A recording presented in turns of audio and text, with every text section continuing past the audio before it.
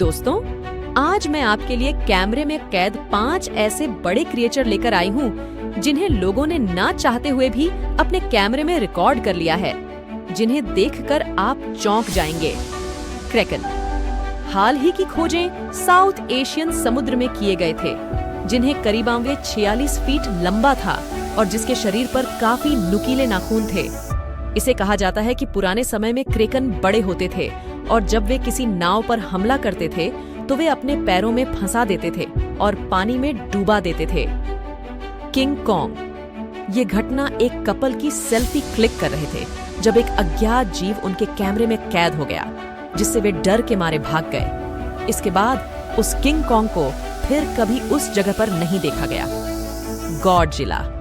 ये वीडियो एक आदमी द्वारा कैप्चर किया गया जब उसने अपने अपार्टमेंट की विंडो से बाहर देखा था, लेकिन जब जांच की गई तो उस गॉडजिला के होने का कोई सबूत नहीं मिला। जॉइंट। ये वीडियो रिकॉर्ड किया गया था जब एक फादर अपने बच्चे को झूला झूला रहा था और पीछे एक ऐसा जॉइंट दिखाई दिया, लेकिन जॉइंट ने किसी को नुकसान नहीं पहुंचाया। एनजीटी।